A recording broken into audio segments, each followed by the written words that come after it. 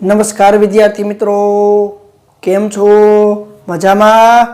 11 science भौतिक विज्ञान प्रकरण नंबर 7 कणोनुं तंत्र अने चाकगति।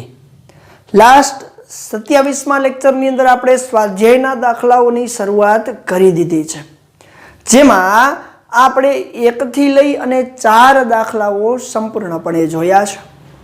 આજે આપણે સ્વાધ્યાયના 5મા દાખલા તરફ નજર કરવાની છે।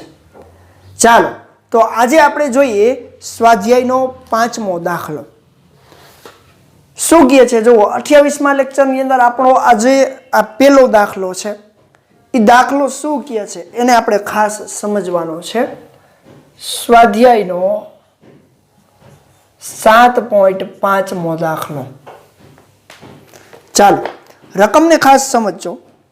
दर्शावो के ए सदिश डॉट बी क्रॉस सी ए 3 सदिशो ए बी अने सी थी बनता सबाचकोना कदना मूल्य बराबर होय छे।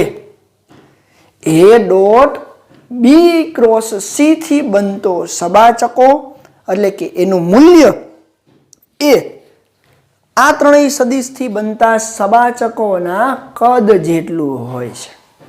હવે અહીંયા ખાસ આકૃતિને સમજવી ખૂબ જ જરૂરી છે કે જેના દ્વારા અહીંયા સમાંતર બાજુ ચતુષ્ફલક બને છે એની આપણે ચર્ચા કરશું। પણ અહીંયા હું પહેલા આકૃતિ દોરું છું અને આકૃતિને ખાસ સમજજો અને એ આકૃતિ પરથી જ આપણે અહીંયા એની સાબિતી આપવાની છે। તો ચાલો હું અહીંયા સબાચકોનું ફલક દોરું છું।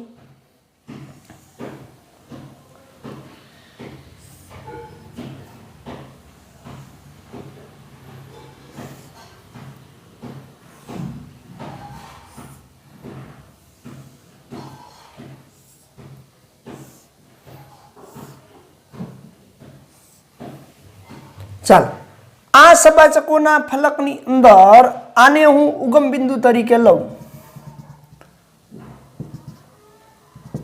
આ બંને રેખાઓ છે। ચાલો આને હું ઉગમ બિંદુ તરીકે O લઉં તો O ને અનુલક્ષીને આ દિશામાંનો સદિશ અને એક આ દિશામાંનો સદિશ, એટલે કે અહીંયા બે સદિશોની વાત કરું તો આ બંને સદિશમાં आ जे बिंदु छे एने हूँ ए नाम आपी दऊं, आ बिंदु ने हूँ बी नाम आपी दऊं अने सी नाम आपी दऊं।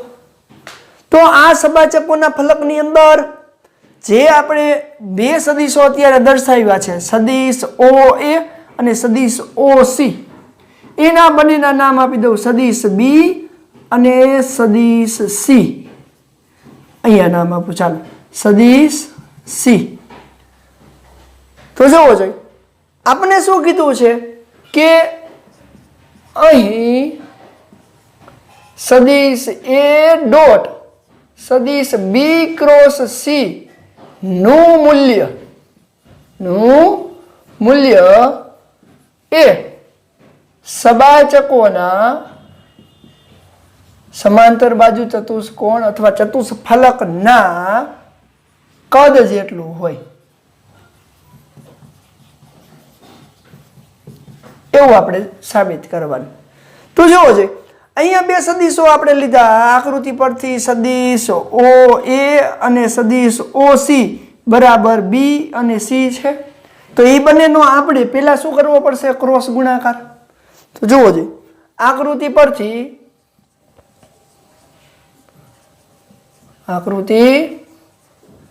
પરથી સદિશ ઓ એ બરાબર સદિશ બી અને સદિશ OC બરાબર સદિશ C છે, જે આપણે દર્શાવેલું છે। હવે આ સદિશની અંદર બંનેનો સદિશ ગુણાકાર એટલે સદિશ B ક્રોસ સદિશ C બરાબર શું લખી શકાય? નવો સદિશ જેને હું આ બંનેને સમાવતા લંબ સમતલની અંદર લઉં તો આ સદિશ થશે એનો લંબ સમતલ, જેને હું સદિશ S કહી દઉં અને એ n કેરેટની દિશામાં છે એટલે નવો સદિશ મને એસ એન કેરેટ મળે, જ્યાં સદિશ એસ એ સદિશ બી અને સદિશ સી ને સમાવતા લંબ સમતલમાં હોય, લંબ સમતલમાં છે અને એન કેરેટ એકમ સદિશ દર્શાવે. શું દર્શાવે? એકમ સદિશ. ચાલો આટલું વ્યવસ્થિત જોવો જોઈએ.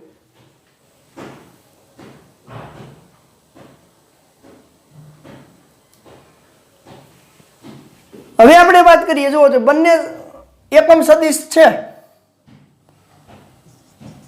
એના ઉપર આપણે વાત કરીએ તો જુઓ જોઈએ, આપણે પેલા શું મેળવી લીધું? B cross C. હવે આપણે શેની જરૂર છે? ડોટ એ ની. તો અહીંયા ઓ એ બી સી અહીંયા નામ આપી દઉં છું, એક બિંદુને ડી નામ આપી દઉં. ચાલો તો ડી બિંદુ એ દિશામાંનો સદિશ હું સદિશ એ લઈ લઉં, અહીંયા નામ લખું. ચાલો સદિશ એ છે તો જોવો જોઈએ, સદિશ એ આ જે નવો સદિશ મળ્યો જે બી ક્રોસ સી થી મળે છે એની સાથે ધારો કે થીટા ખૂણો બનાવે છે, તો આ એક ત્રિકોણની રીત દ્વારા મળશે. તો જોવો જોઈએ, સદિશ એ ડોટ સદિશ એસ કરવો પડશે ને, સદિશ એસ એટલે બી ક્રોસ સી. તો માટે સદિશ એ ડોટ સદિશ B cross C is equal to સદિશ એ ડોટ સદિશ એસ. એ અને એસ વચ્ચેનો ખૂણો કેટલો છે? થીટા ધાર્યો છે, માટે સદિશ એ ડોટ સદિશ એસ બરાબર એ એસ કોસ થીટા, કારણ કે ડોટ ગુણાકાર કોસ ઘટક આપે છે. હવે જોવો જોઈએ, આટલું જે લંબ અંતર છે ને, આટલું એ જ લંબ અંતર હું આ સદિશ થી જોવો જોઈએ હું દોરું, નીચેની તરફ સદિશ બી તરફ ને અહીંયા ઈ નામ આપું. તો ડીઈ એટલે શું? તો જોવો જોઈએ, જો આ થીટા હોય તો અહીંયા ઝેડ બને, ખાસ આકૃતિમાં જોજો તો આ પણ કેટલો હોય? થીટા હોય. તો આકૃતિ પરથી ડીઈ બરાબર કેટલું થાય ધારી લઈ. ધારો કે સદિશ બી પર ડી બિંદુથી લંબ દોરતા, હાલો ડી બિંદુથી લંબ દોરું તો મને શું મળે? જોવો જોઈએ, ડીઈ બરાબર એચ ધારી લઉં, ડીઈ બરાબર એચ બરાબર, હાલો આટલી ઊંચાઈ એચ છે તો ડીઈ બરાબર એચ. હવે જોવો જોઈએ, આ થીટા ખૂણો હોય તો શું થાય? કોસ થીટા બરાબર પાસેની બાજુ છેદમાં કર્ણ, કર્ણ એટલે એ થાય. યાદ કરો, કોસ થીટા બરાબર, હાલો કોસ થીટા પાસેની બાજુ એટલે ડીઈ, અને આ કાટકોણ ત્રિકોણ છે તો કર્ણ આ થાય છેદમાં એ, માટે ડીઈ બરાબર એ કોસ થીટા, ડીઈ એટલે એચ છે. તો એ જે લખ્યું અહીંયા લખી દો, ડીઈ બરાબર એચ બરાબર એ કોસ થીટા. હાલો એ કોસ થીટા એટલે એચ થાય, માટે સદિશ એ ડોટ સદિશ એસ બરાબર એ એસ કોસ થીટા, એ કોસ થીટા એટલે એચ ગુણ્યા એસ. હાલો આને સમીકરણ નંબર 1 આપી દો. તો જો આપણે પેલું વિધાન લઈ લીધું, A dot B cross C, A dot S એટલે બી ક્રોસ સી બરાબર શું મળ્યું આપણને? એચ ઇન્ટુ એસ અથવા તો એ એસ કોસ થીટા. હવે આપણે એના દ્વારા બનતું ચતુષ્ફલક નું ક્ષેત્રફળની વાત કરવી છે. તો જોવો જોઈએ, પહેલા અહીંયા ચતુષ્કોણની વાત કરું તો ચતુષ્કોણ ઓ એ બી સી નું ક્ષેત્રફળ શું થાય? લંબાઈ ગુણ્યા પહોળાઈ બી ગુણ્યા સી થશે ને. ખાસ જોજો, ચતુષ્કોણ ઓ એ બી સી નું ક્ષેત્રફળ કેટલું થાય? તો જો આકૃતિ પરથી ચતુષ્કોણ ઓ એ બી સી નું ક્ષેત્રફળ, હાલો ક્ષેત્રફળ કેટલું થાય? ક્ષેત્રફળ બરાબર લંબાઈ ગુણ્યા પહોળાઈ, લંબાઈ ગુણ્યા પહોળાઈ એટલે બી ગુણ્યા સી. હવે જુઓ લંબાઈ ગુણ્યા પહોળાઈની વાત કરું તો બી ક્રોસ સી મળે. આયો ક્ષેત્રફળ મળી ગયું. હવે ઈ બી ક્રોસ સી એટલે શું છે? સદિશ એસ છે. ચાલો ક્ષેત્રફળ આટલું છે. હવે કદની વાત કરવી છે. ચતુષ્ફલક બને છે. અહીંયા જુઓ ચતુષ્ફલક ડી ઈ અને અહીંયા એફ નામ આપી દઉં તો જુઓ આખું ચતુષ્ફલક ની વાત કરું ઓ એ બી સી ડી એફ, ઓ એ બી સી ડી એફ આટલું સમતલ આખું ચતુષ્ફલક કહેવાય. શું કહેવાય? ચતુષ્ફલક. તો આકૃતિ પરથી ચતુષ્ફલકનું કદ બરાબર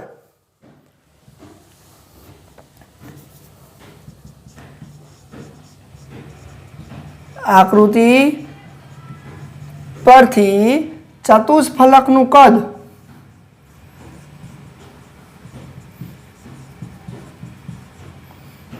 બરાબર ક્ષેત્રફળ ગુણ્યા લંબાઈ થાય. ક્ષેત્રફળ ગુણ્યા લંબાઈ એટલે કદ થઈ જાય ને. યાદ કરો ક્ષેત્રફળ ગુણ્યા લંબાઈ એટલે કદ થાય. હાલો ક્ષેત્રફળ એટલે એસ, લંબાઈ એટલે એચ જેટલી લંબાઈ જે આપણે લીધેલી છે એચ જેટલી લંબાઈ. તો અહીંયા લખી શકું કે એચ ઇન્ટુ એસ, સીધું આમ લખી શકું એચ ઇન્ટુ એસ બરાબર કદ વી. ક્ષેત્રફળ ગુણ્યા લંબાઈ એટલે કદ વી મળે. જ્યાં એચ બરાબર એ કોસ થીટા છે માટે કદ વી બરાબર એ એસ કોસ થીટા. સમીકરણ નંબર 2. તો જુઓ જોઈએ સમીકરણ 1 પણ એચ એસ છે, સમીકરણ 2 પણ એક એ એસ કોસ થીટા છે માટે કહી શકાય કે A dot B cross C એ સબાચકોના કદ જેટલું થાય છે. તો છેલ્લે લખી શકાય સમીકરણ 1 અને 2 પરથી સાબિત થાય છે કે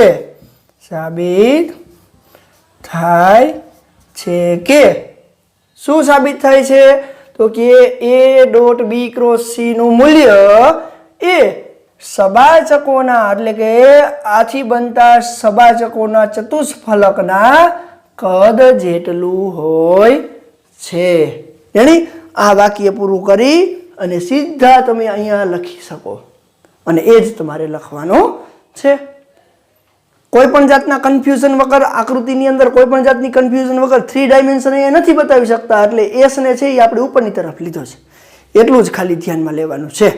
રેડી? અને એસ છે એ બી અને સી નો પરિણામી સદિશ લંબ સદિશ છે જેથી નવો સદિશ મળે અને એ સદિશ સાથે થીટા ખૂણો બનાવે. એટલા માટે અહીંયા આપણે આ પ્રક્રિયા કરેલી છે. ચાલો વ્યવસ્થિત જોઈ લેજો. સરળ છે, થોડુંક કન્ફ્યુઝન વાળું છે પણ વ્યવસ્થિત આકૃતિમાં મારી સાથે સાથે ધ્યાન દીધું હશે તો આવડી જશે. ચાલો જોઈ લેજો, સ્ક્રીનશોટ લઈ લેજો.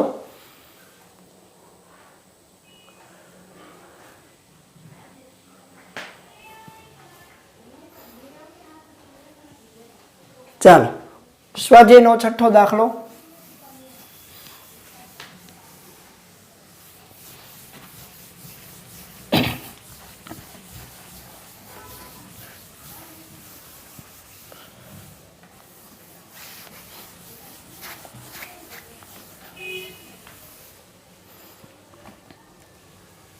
સાત પોઈન્ટ 6 શું કહે છે જુઓ.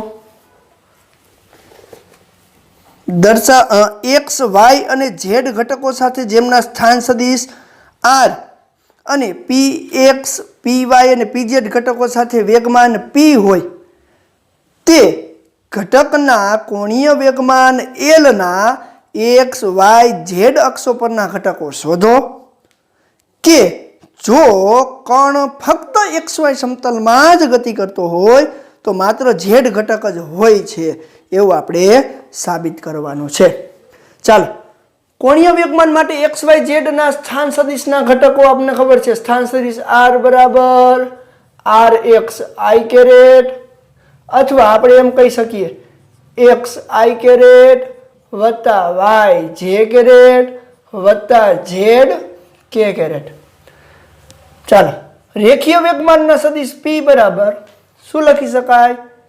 px i કેરેટ વત્તા py j કેરેટ વત્તા pz k કેરેટ. તો કોણીય વેગમાન એટલે શું? તો કે સ્થાન સદિશ અને રેખીય વેગમાનનો સદિશ ગુણાકાર. તો ચાલો, કોણીય વેગમાનના ત્રણેય ઘટકો આપણે શોધવાના કીધા છે. તો કોણીય વેગમાન L બરાબર R ક્રોસ P અનુસાર, ચાલો માટે કોણીય વેગમાન L બરાબર R ક્રોસ P એટલે શેમાં લખી શકાય? નિશ્ચાયકની અંદર I caret J caret K caret. R ના ત્રણેય ઘટક x y z, P ના ત્રણેય ઘટક px py pz. યાદ છે ને? શરૂઆતનું જ પોર્શન છે. ચાલો, તો L ના ત્રણેય ઘટક એટલે L સદિશ is equal to I caret એમનમ. હાલો, I કેરેટમાં y pz minus z py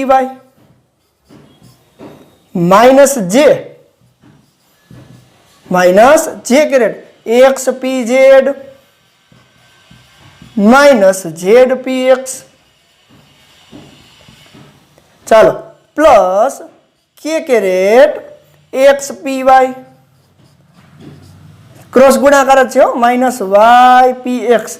અને ખરેખર આ તમને અત્યારે ભૂલાઈ ગયું હોય તો પાછું રિમાઇન્ડ કરી અને આગળના ત્રીજા ચોથા લેક્ચરની અંદર જ આપણે બીજા કે ત્રીજા લેક્ચરની અંદર જ આપણે જોયેલું છે કે બે સદિશોના સદિશ ગુણાકાર નિશ્ચાયકની રીતે. તો ચાલો, કોણીય વેગમાનનો x ઘટક આ થયો, y ઘટક આ થશે, z ઘટક આ થશે.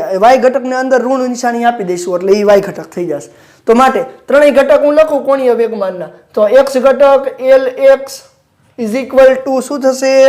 y pz minus z py. હાલો, y ઘટક ઋણ નિશાની અંદર આપી દઉં તો z px minus x pz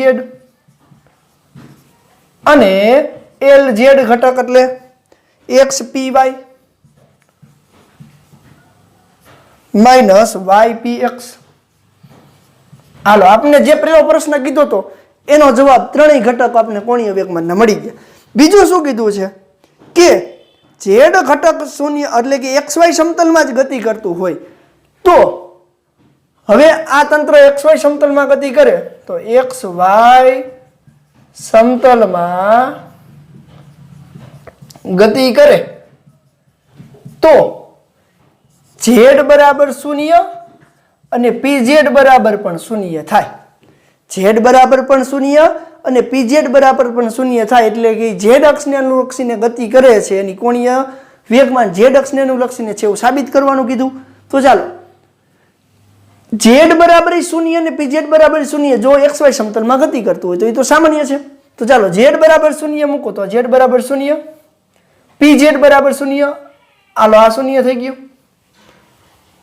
z બરાબર શૂન્ય, pz બરાબર શૂન્ય એટલે કે x અને y સમતલમાં ગતિ કરતા હોય એવા પદાર્થની x અક્ષ અને y અક્ષને અનુલક્ષીને કોણીય વેગમાન L બરાબર શૂન્ય થાય.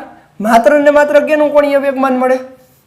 માટે x y સમતલમાં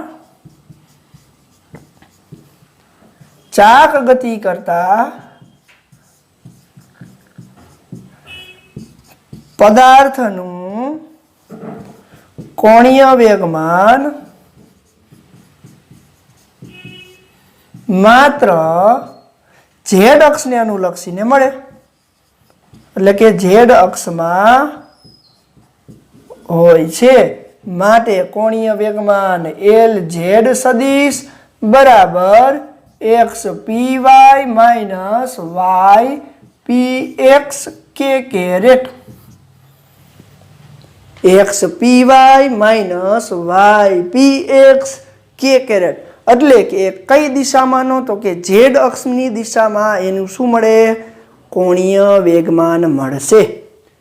એકદમ સરળ છે, આગળ આવી જ ગયું છે, એની જેવું જ છે, એટલે માત્ર સાબિતી છે એ ખૂબ જ સરળ થઈ જશે.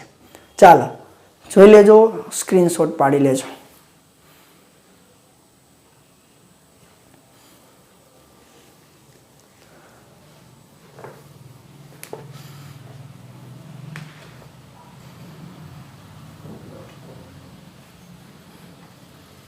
ચાલો સ્વાધ્યાયનો 7મો દાખલો.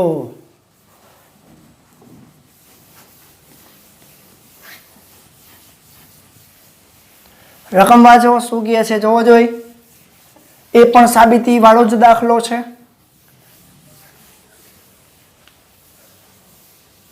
હાલો સ્વાધ્યાયનો 7.7મો દાખલો.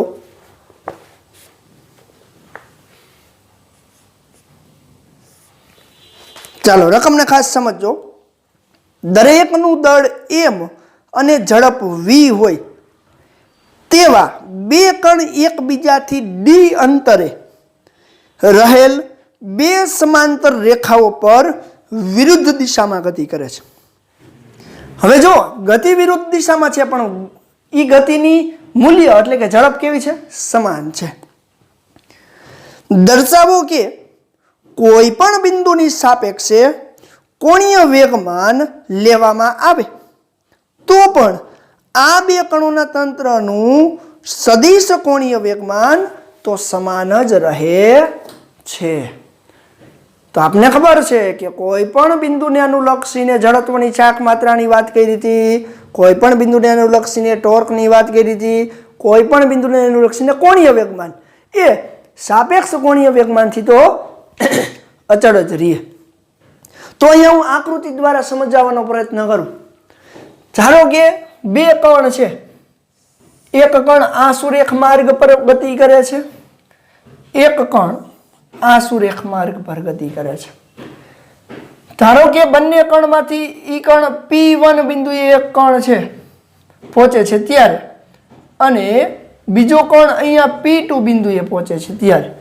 ધારો કે એકનો વેગ આ દિશામાં v જેટલો છે, એકનો વેગ આ દિશામાં v જેટલો છે.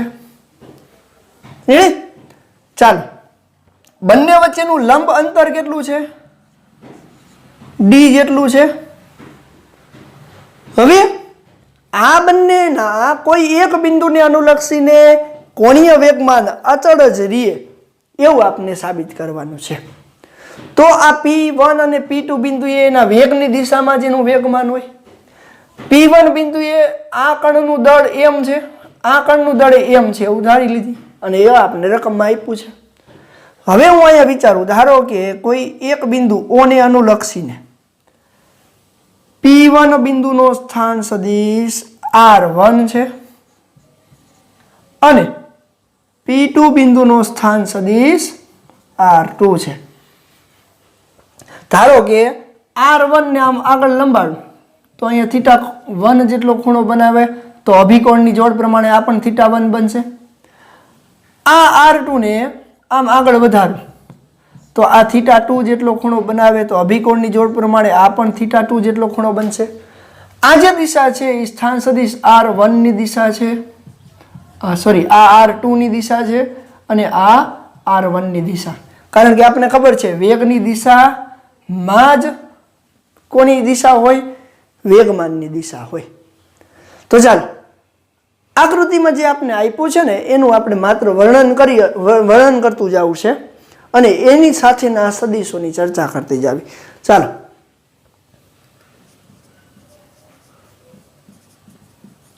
આકૃતિમાં દર્શાવ્યા પ્રમાણે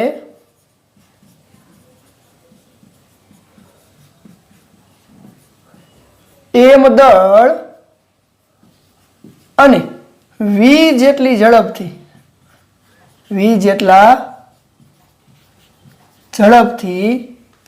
એકબીજાની વિરુદ્ધ દિશામાં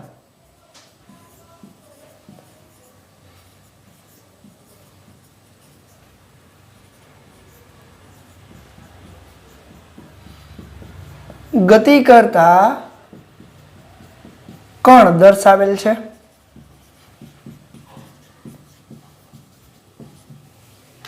કોઈ બિંદુ O ને અનુલક્ષીને, કોઈ બિંદુ O ને અનુલક્ષીને હાલો કણ P1 એટલે કે P1 કણ પાસે P1 નો સ્થાન સદિશ R1 અને P2 નો સ્થાન સદિશ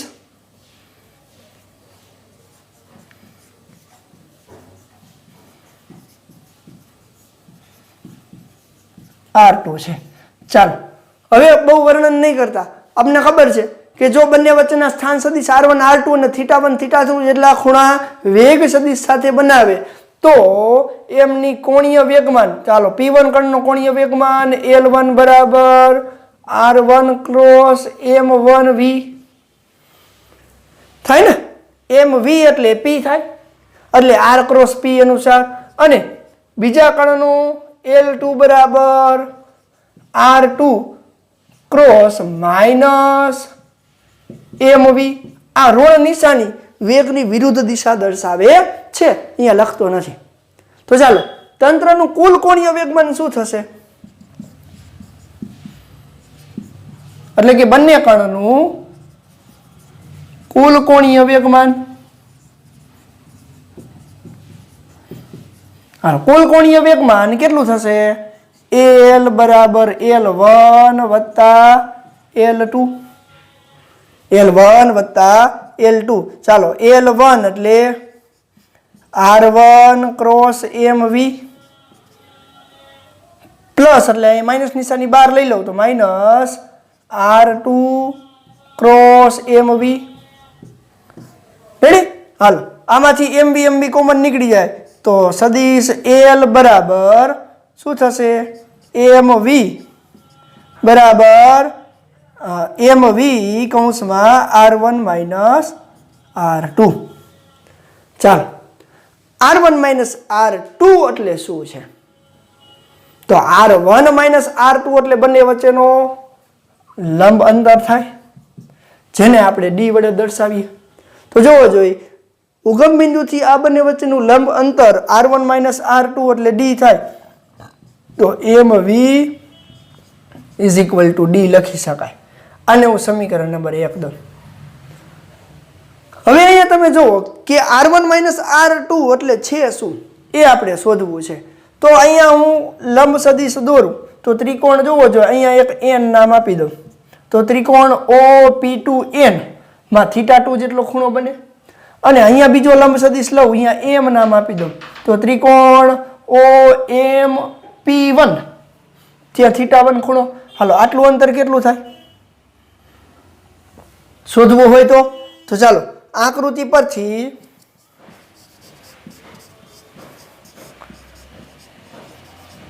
ત્રિકોણ OMP1 અને ત્રિકોણ ONP2, OMP1 અને ONP2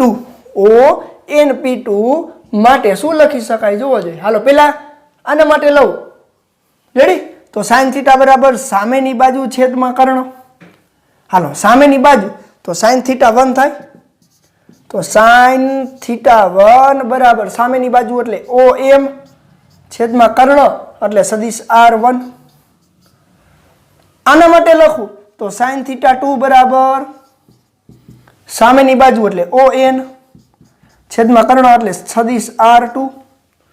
હાલો OM ને કરતા બનાવતો OM બરાબર શું થશે,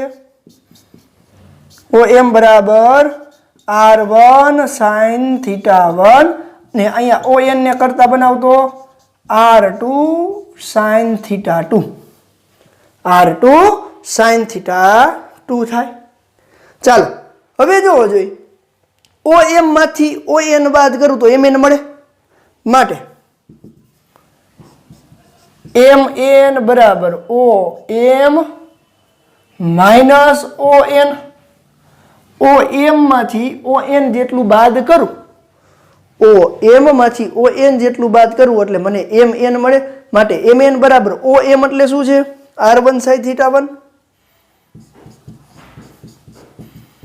r1 sin θ1 minus r2 sin θ2. અને આ જે r1 sin θ1 minus r2 sin θ2 છે ને એ શું દર્શાવે જુઓ છે? બંને વચ્ચેનું લંબ અંતર r1 માઇનસ r2 ડી જેટલું. માટે ડી બરાબર r1 sin θ1 minus r2 sin θ2. સમીકરણ 1 માં મૂકું, સમીકરણ 1 માં મૂકું તો મને જોવો જોઈએ sin θ1 માઇનસ sin θ2 આની જેમ મળે. તો માટે સમીકરણ 1 પરથી કોણીય વેગમાન L બરાબર mv sin θ1 sin θ2 ડી ની જગ્યાએ લખું તો r1 sin θ1 minus r2 sin θ2 r1 sin θ1 minus r2 sin θ2. તો અહીંયા સદિશ r1 શું હતું? સદિશ r1 શું હતું? જે લંબ અંતર માટે આમ લખી શકાય એનું મૂલ્ય r1 sin θ1 જ હતું ને.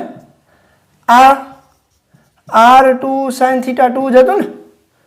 તો સમીકરણ 1 અને આ સમીકરણ ઉપરથી આપણે સાબિત કરી શકીએ છીએ કે અહીંયા જે બે બિંદુને અનુલક્ષીને કોણીય વેગમાન લેવામાં આવે છે એના પર આધારિત નથી. એટલે કે અહીંયા કોણીય વેગમાનની દિશા ક્યાં હશે? પુસ્તકના પાનાને લંબ અંદર જતી દિશામાં. હવે તમે એને અહીંયાથી લ્યો તોય ભલે ને અહીંયાથી લ્યો તોય ભલે, અંતર બદલાય ખૂણો બદલાય, અંતર બદલાય ખૂણો બદલાય. એટલે કે એ જે તે બિંદુએથી લીધેલી કોણીય વેગમાન પર કોઈ આધાર રાખતું નથી. કારણ કે અહીંયા જો ખૂણો બદલાણો તો અહીંયા બદલાશે, અહીંયા જો ખૂણો બદલાણો એટલે કે θ1 બદલાય તો θ2 બદલાય, એટલે r1 ને r2 બદલાતા રહેશે.